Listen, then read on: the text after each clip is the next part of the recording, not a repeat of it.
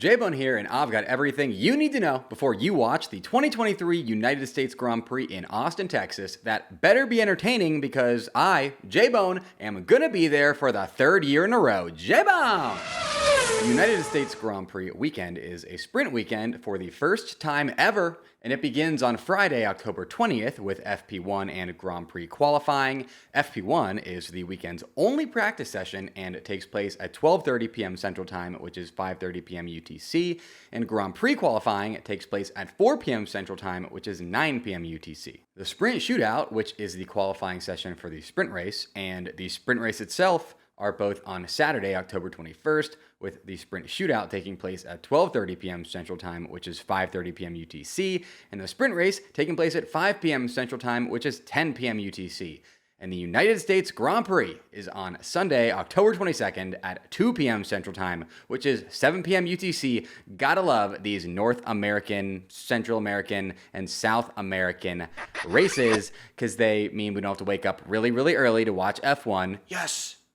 The Formula One United States Grand Prix takes place in Austin, Texas at Circuit of the Americas, better known as COTA, not to be confused with all these other things that are also referred to as COTA, although I bet the Council on the Aging is currently studying how Fernando Alonso was able to drive at such a high level despite being an old man, and also Chad COTA sounds like a nickname for all the Austin, Texas tech bros who will surely be in attendance this weekend. Aside from the abridged 2020 season, the United States Grand Prix has been held at COTA every year since 2012, which is the same year that Circuit of the Americas opened. COTA's largest investor was Texas billionaire Red McCombs, that's a very Texas name, and he wanted the racetrack to be called Speed City, which is awesome and cool and rad, but unfortunately, they settled on Circuit of the Americas, which is less awesome and cool and rad. The first ever USGP at COTA in November of 2012 was a huge success,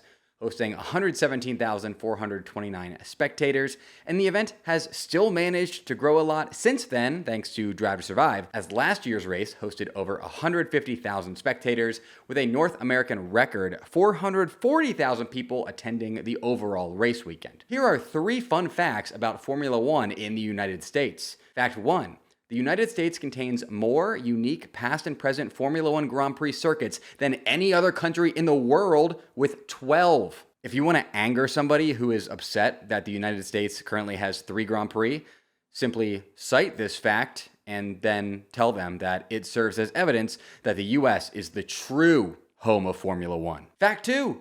The Indianapolis 500, arguably the most famous race in the history of the United States, it was included on the official Formula One calendar from 1950 through 1960, despite the fact that only one European-based driver, Alberto Ascari, ever competed in it during that time. Ascari's 1952 appearance in the Indy 500 in a Ferrari is also the only time a Ferrari has ever competed in the Indy 500. And fact 3.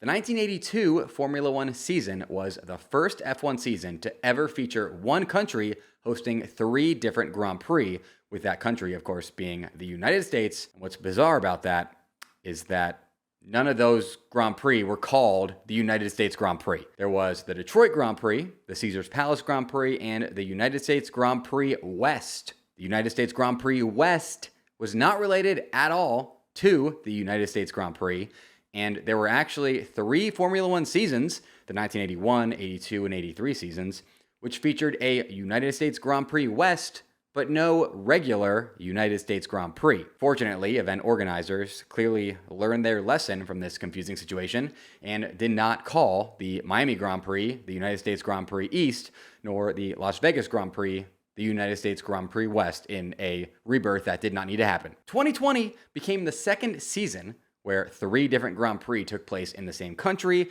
with the Italian, Tuscan, and Emilia-Romagna Grand Prix all taking place in Italy. And of course, this season will be the 3rd, with the Miami, Austin, and Vegas races all taking place in the US. USA!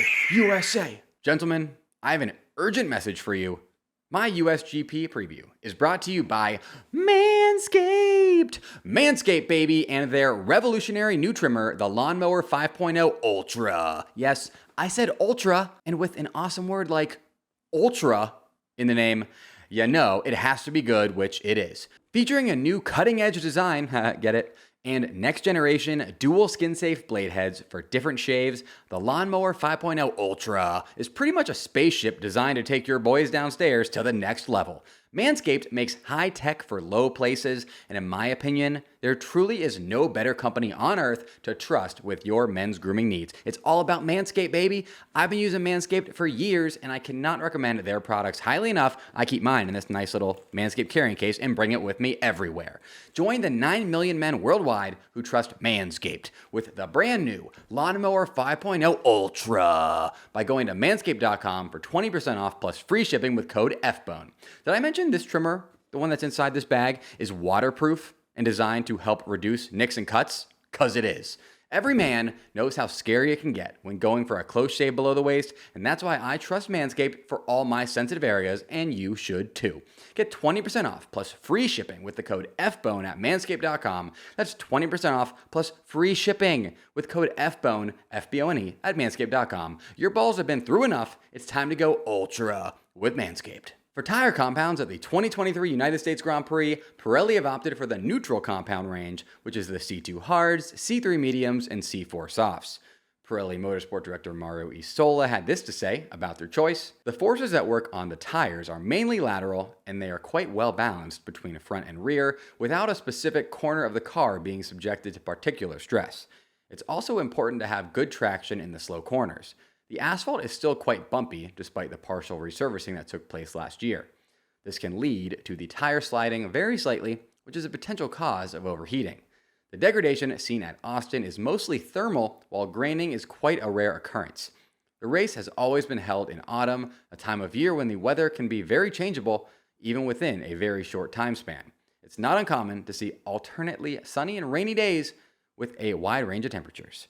The sprint format comes to Austin for the first time this year, another opportunity for a fan base that is becoming more and more enthusiastic about modern F1 to soak up some spectacular action. Next up, here are your storylines to follow for the 2023 United States Grand Prix. Your first storyline: here's why you should still care about and watch this weekend's 2023 Formula One United States Grand Prix, even though Max Verstappen and Red Bull have already won the World Drivers and Constructors Championships. First, McLaren are appointment television right now.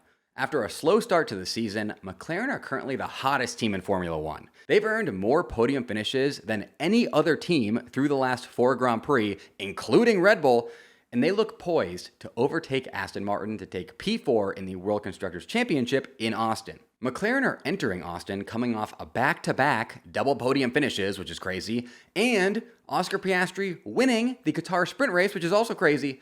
So they cannot be underestimated, and the sky is truly the limit for them right now as they seek to keep their run of good form alive and cement themselves as Red Bull's biggest championship threat in 2024. Second, you should still care about and watch the USGP because, like McLaren, Mercedes are also looking real nice right about now. If they didn't yeet each other at turn 1 of lap 1 in Qatar, it probably would have been Mercedes who logged a double podium finish in Lusail rather than McLaren. The Mercs looked quick during the weekend and qualified 2-3 for the Grand Prix before the yeeting, with George Russell going from P2 to last place because of the yeeting, and then all the way back to P4 during the race, despite making one more pit stop than everyone else. George was flying in Qatar. Despite how one-sided this season has been, with Red Bull winning every race but one thus far, I would not at all be surprised if by the end of the season, McLaren and Mercedes each had a race win to their name,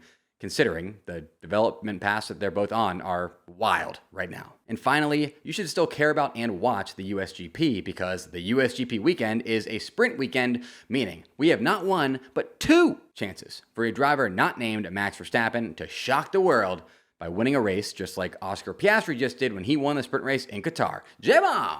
Your second storyline: how will America's only Formula One driver, Williams rookie Logan Sargeant, perform at his first ever United States Grand Prix? Unfortunately for Logan, he probably won't be able to fully enjoy his first full F1 race weekend in Austin, as he's currently fighting for his life out there. And no, I'm not referring to the fact that he almost passed out in his car at the Qatar Grand Prix due to dehydration and heat exhaustion. I'm, of course, talking about the fact that the only vacant seat in Formula One for next season is the one that's currently occupied by Logan Sargeant, as Williams have not yet decided whether or not they will be retaining Logan's services for another year or be moving on to another driver. The current word on the street is that the driver favored to replace Logan, if he ends up needing to be replaced, is no longer Mick Schumacher, but rather Aston Martin reserve driver Felipe Drugovich, who would bring with him a fair amount of sponsorship money. Personally, I think it'd be a wild move to replace an underperforming rookie with another rookie who could easily perform even worse, but I'm not here to tell my second father and number one role model in life, James Vowles, how to do his job.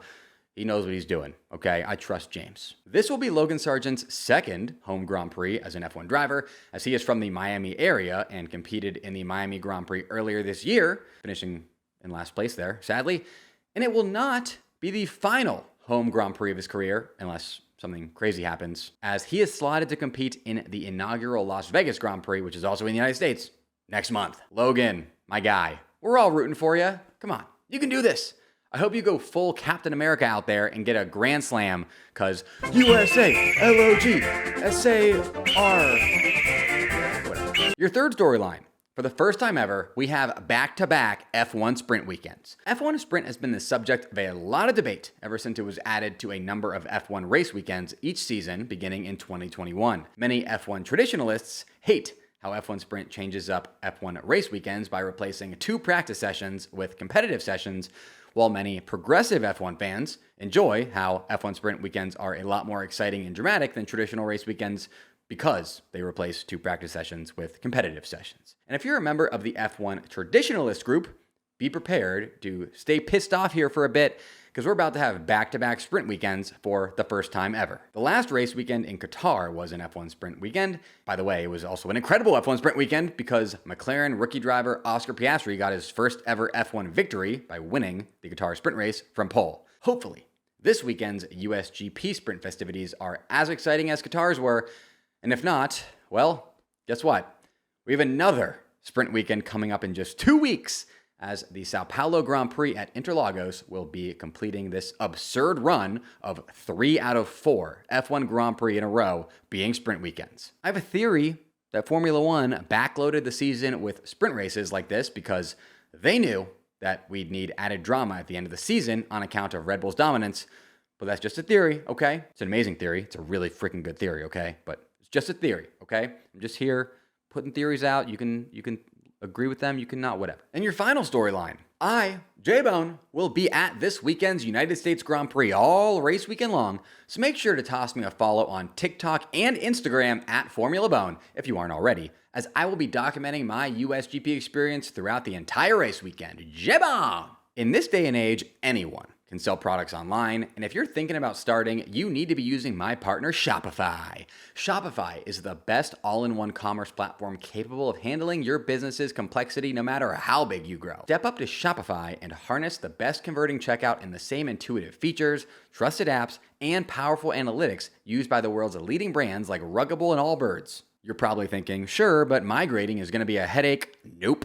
Shopify's App Store has the migration apps you need to migrate your products, orders, customers, and more from every major e-commerce platform to Shopify. If you're anything like me, J-Bone, you're one of those don't put me in a box people. J-Bone doesn't like to be put in a box, okay? And thankfully, Shopify will never put you in a box, because with Shopify, control of your brand and business is always in your hands. From your storefront look to your back office operations, you have control.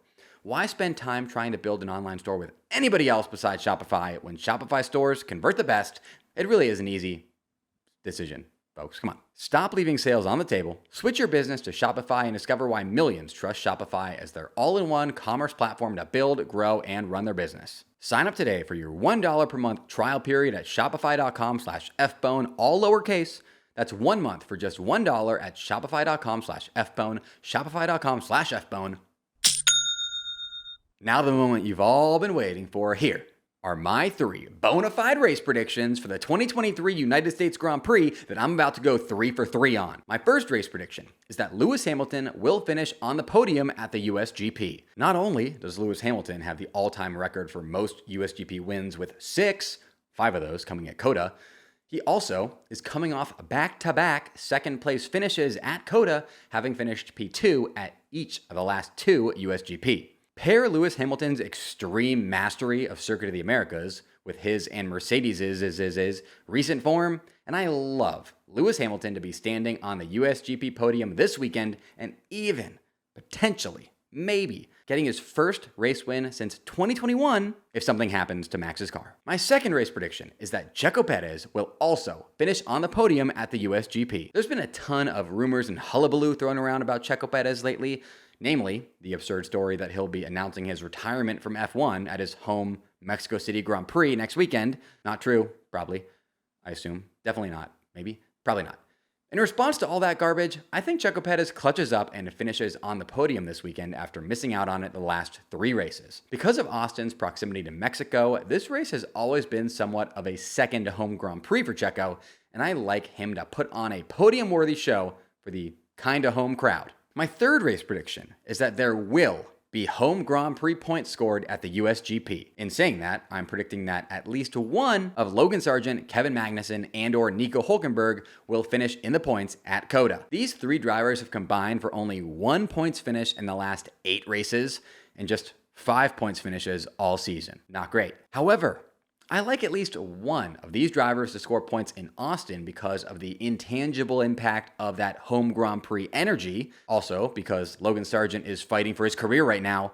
And also because Haas are set to introduce their biggest ever in-season upgrades that will hopefully solve their huge issue where they qualify well and then have absolutely no race pace. And finally today, here are my predictions for the top 5 finishers in the 2023 United States Grand Prix with zero reasoning nor explanation. P5, George Russell. P4, Lando Norris. P3, Checo Perez. P2, Lewis Hamilton. And P1, Max Verstappen. Subscribe now so that I can see you back here after the United States Grand Prix for my United States Grand Prix recap, which will be recorded at Circuit of the Americas. I'll also be making a vlog of my USGP experience that I'll be releasing here on YouTube, so make sure you're subscribed so that you can see that as well. Special shout out to my top Patreon supporters and YouTube channel members at Rated Bookie, Glow, and Green Ghost. If you want your name shouted out in all my videos, along with a bunch of other awesome perks, hit up the Patreon and/or YouTube channel member links in the description of this episode. Until next time, folks, J-Bomb! J-Bomb!